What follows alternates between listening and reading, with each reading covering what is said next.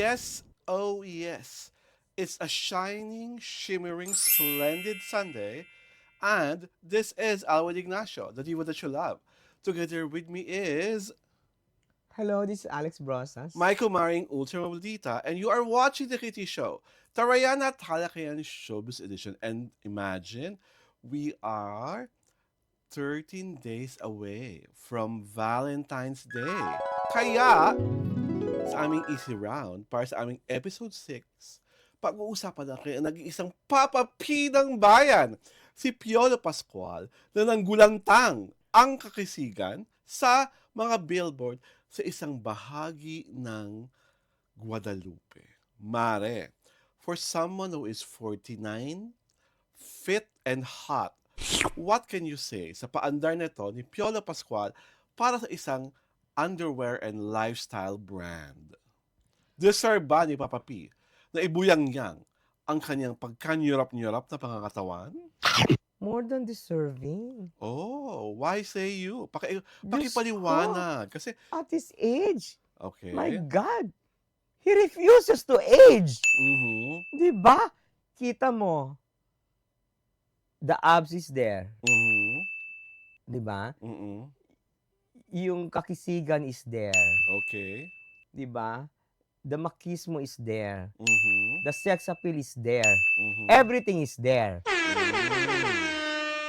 And what is even wonderful kay Piolo is that the kindness and the sweetness is always there. Tama. Yeah, oo. Diba? Hindi siya parang kinain o nilamon ng sistema. Oo. At sa totoo lang sa kanilang mga dahangs dati, si Papa P, si Jericho, si Dieter, dalawa lang talaga ang nanguluntoy.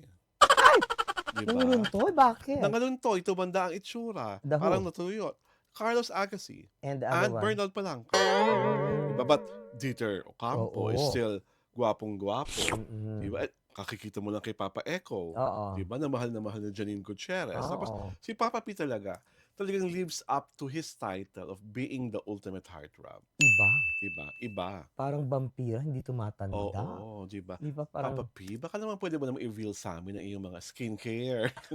Ano ba ginagamit ng isang Piolo Pascual para maintain ang Actually, I looks? think what keeps him going physically is the discipline. At, May disiplina siya sa food, may Mhm. disiplina sa exercise, Oo. may disiplina sa sa mga ginagamit niya sa Kung ano katawan, man sa ginagamit mukha. niyang Oo. skincare. Oo, meron siya nun eh. Mm.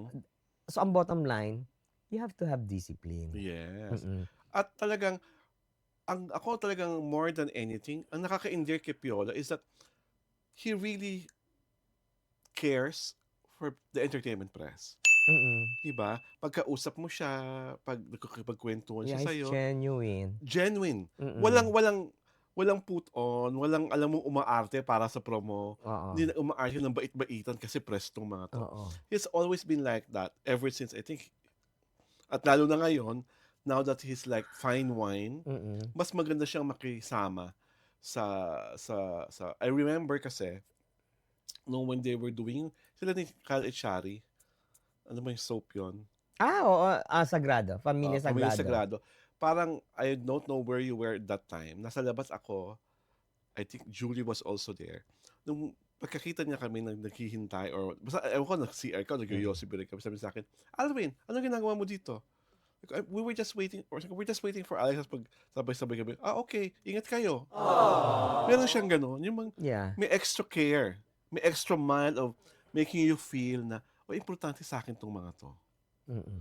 Ito ang mga dahilan. Kasi, hindi pa uso social media noon, di ba? Talagang may mga ibang reporters na mas matanda sa atin. At saka when he helps you, ayaw niya ipagsabi mo. Yes. Ayaw na ayaw Alam ko niya. na meron siyang isang recipient na talagang natulungan niya, pero hindi ko pwedeng itago sa pangalang. Dahil gusto ni Papa P, whatever happened between him and that reporter, whatever kind of help ang inabot niya dun sa nangangailangang taong yon, it's a sacred secret for them. Tama ba ako doon? Yeah. Di ba? Oo. So, kung sino man ang recipient na yon, ang makasabi ko lang, Papa P, kailan naman ako? Aray ko. But I love him. Oo, iba siya. Mm. Sa lahatin mo ang artista ng mga male, iba siya. Oo, Iba siya. ako yung Kaya siguro, ano siya eh, blessed. blessed. Super blessed. Super blessed. Oo. And he has weathered all the intrigues and all Mm-mm. the storms na Mm-mm. pwedeng ibato sa kanya ng show And business. people defend him. Oo, and still standing, Oo. proud. At Iba ang maganda siya. kay Piolo, as he ages, yung body of work niya mas humuhusay. Mm-mm. Diba? Mas pinagpipilian niya, mas pinag-aaralan niya. Yeah. Gusto niya ipakita sa mga tao na hindi lang ako pogi. Mm-mm. Diba?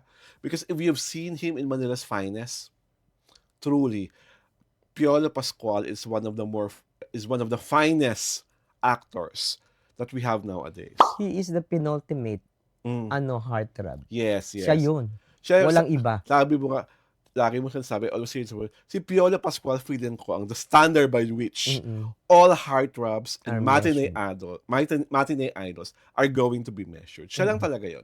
And I'm very happy na flourishing ang career. Ang dami pa rin endorsements. Oo. Diba? At ang mga nagpo-produce na rin siya. Yeah. Diba? He was he's testing untested waters. Diba? Talagang tinatry niya, diba? Marami siyang he cannot be boxed in one area. Marami siyang napupuntahan. And that's what makes him busy, what makes him active, what makes him more creative. Diba? And I think it's really beautiful. Alam mo, tanging issue ko lang sa underwear collection na nakapalandra sa billboard sa Guadalupe. Papa P, bakit wala ka namang suot na parang sexy bikini brief. Lagi na lang lahat boxers. Wala man lang akong naramdamang pagbakat ni Felix. Ay! Ano ba yan? Sabi ko na nga ba? Papa P, saka wala man lang pakili-kili reveal. Ano ba naman, Papa P, pinagdamot mo pa? Huwag ganon. Diba, kung mapapakita na rin lang naman ng hubdan sa EDSA, itodo na. Hindi kasi, for you, personal. Charot! Naku, Papa P, Diba? Something that you will be amazed about. Wait. Oo, something that will jolt you. Na-imagine ko na pag meron kami personal encounter na gano'n ni Papa P, hindi ko kakayanin. Ay, aray ko. Ayun ang ano ko sa iyo, ang challenge. Pagka yung ginagawa mong post dun sa mga sina yan, sa mga ex na yan, So, sa mga Dantay Chan post? Oo. Yun na. The ultimate na yun. Alam mo kasi there's something kasi about Piolo Pascual na parang hindi ko kayang laswain. Diba? Kasi bakit lahat nalalaswa mo except him? Sabi mo nga, penultimate eh. Ang hirap niyang yung parang, Papa P. Penultimate harlot ka rin naman. Ay, hindi Diba? Ano ba? Hindi talaga. Hindi ko siya, yung parang malandi.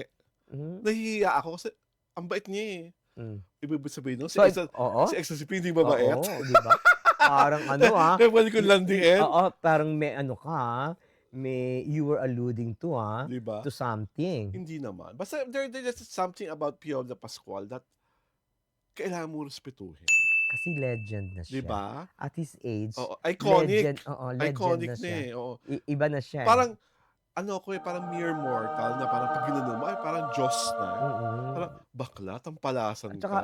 Parang parang the mere fact na nakasabay mo sa photos di ba parang honor na yun sa'yo. Blessing ka na nun. Super the mere fact na tinawag ka by your first by name. Di ba parang Saka parang sacrilegious pag ginano mo si Papa P. Parang, makla, mahiya ka. Walang gumagawa ng ganyan kay Piolo. Ikaw lang. Tawag dito, you will be vilified. Yes. Diba? I will be vilified kasi maraming mainginggit. Oo. Walang hiya ka, walang bastusan. Parang, ewan ko, there's something just about him that you really have to look up to. So, parang hindi mo siya... Kasi he has a different aura. Oo, diba? Among the celebrities that lalo na in we person. met. Actually, you feel it eh. That aura, that authority, that this is the kind of person na dapat, saan ang limits mo. Hindi ka... Kasi siya lang yung may ganun yata eh. Hindi ka aarte na. Na parang... Hindi ka pwedeng, kahit na-close ka sa kanya, hindi ka pwedeng, di ba, clingy? Hindi ka pwedeng, di ba? Napatungan ko na ng kamay ng Chan, ang some of the biggest actors, Ting Dong Dantes, Dennis Tello, Tom Rodriguez, Sian Lim, Paolo Avellino. Pero, I think even Congressman Yul Servo, napatungan ko ng kamay. Pero si Papa P, talaga, No touch ako. Naku, parang Gusto ko lang siyang ganunan. extreme challenge na Punasan, sa'yo. tapos pag-antanda. Papa P. Aray ko. Diba? Salamat, Ste. Salamat! Aray ko, But, day! Piolo Pascual, thank you for loving the entertainment press, people. Yeah. We owe you that. Thank you for the respect. Kaya ganoon na rin lang ang admiration, ang respetong ibinibigay namin sa'yo. Ito po si Alwin Ignacio, ang diva that you love. Kasama ko ang aking kumaring Ultra Maldita. Hi, this is Alex Brosas. Ito po ang The Kitty Show, Tarayan at Talakayan Showbiz Edition.